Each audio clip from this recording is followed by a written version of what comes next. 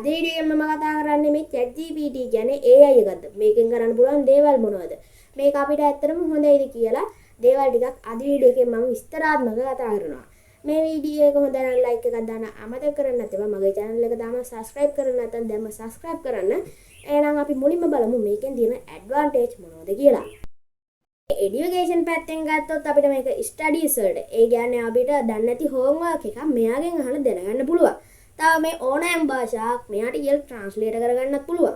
අපිට මේක YouTube පැත්තෙන් ගත්තොත් මේක අපිට thumbnail හදාගන්න යූස්ෆුල් වෙනවා. මේ වීඩියෝ එකේ thumbnail එකත් හදාගත්තේ මම මේ ChatGPT ට කියලා.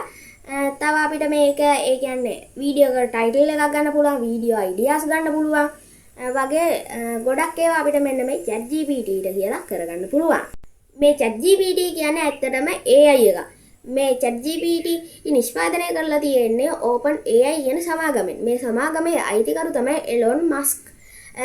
මෙන්න මේ ඔක්කොම දැනගත්තේ මම ওই ChatGPT කියන app එකෙන් මම නැත්තම් මුකුත් දන්නේ අපි එහෙනම් දැන් වීඩියෝ එකට ගිහිල්ලාම කතා කරමු. මුලින්ම කරගන්න ඕනේ Play Store app එක open කරගෙන ඒකේ search කරන්න ඕනේ ChatGPT කියලා. ChatGPT කියලා සර්ච් කරගත්තාම මේ දෙවෙනියට එන ChatGPT එක ඉන්ස්ටෝල් කරගන්න ඕනේ. මම දැන්නමත් ඉන්ස්ටෝල් කරගෙන තියෙන්නේ. දැන් මම මේක ඕපන් කරගන්නවා. ඕපන් කරගත්තාම මෙන්න මේ වගේ ඉන්ටර්ෆේස් එකක් තමයි බලා ගන්න පුළුවන් ඉන්නේ. මෙතනින් තියෙන අපිට sign වෙන්න කියලා. ඕගොල්ලොත් continue with Google එකෙන් sign වෙන්න.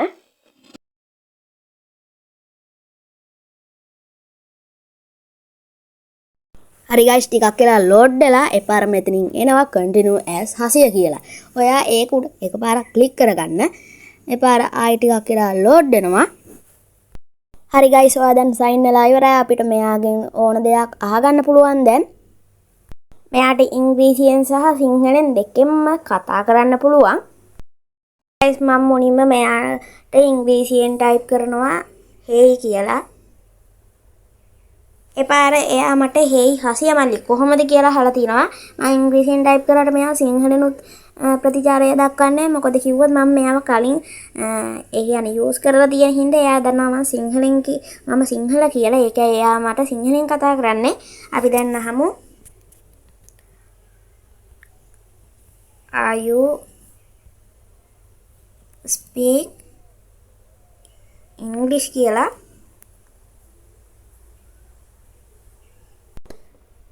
එපාරයා මට yes I can speak English. Do you prefer to continue in English or Sinhala? එයා අහලා තියෙනවා මගෙන් සිංහලද ඉංග්‍රීසිද කියලා පාවිච්චි කරන්නේ. මම කියනවා දැන් සිංහල කියලා.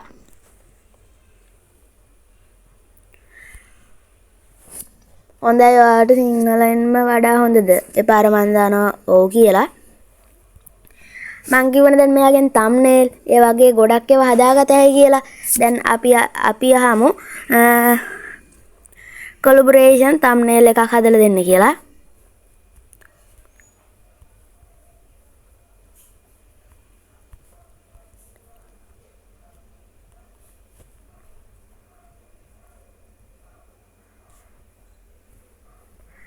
හරි මම දැම්ම collaboration thumbnail එක හදලා දෙන්න කියලා.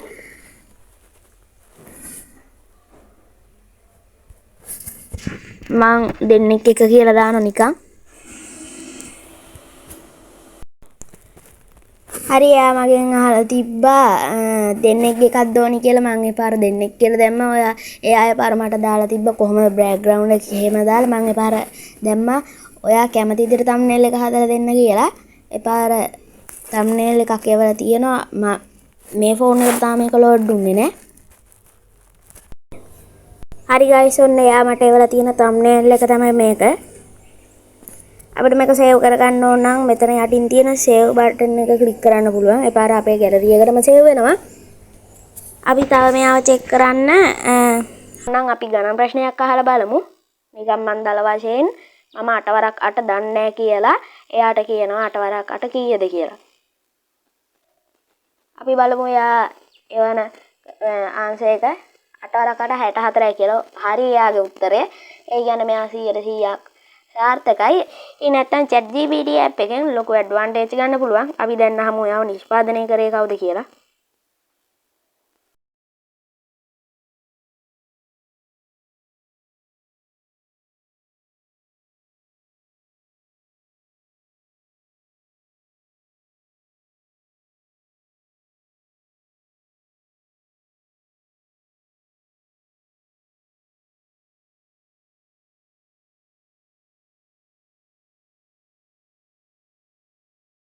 එපාර අපිට එයා මේ වගේ ආන්සර් එකක් තමයි දීලා තියෙන්නේ. එයා හදලා තියෙන්නේ Open AI කියන සමාගමයි. අපි දැන් අහමු ඒකේ අයිතිකරු කවුද කියලා. එපාර මං ටයිප් කරගන්න Open AI සමාගමේ අයිතිකරු කවුද කියලා.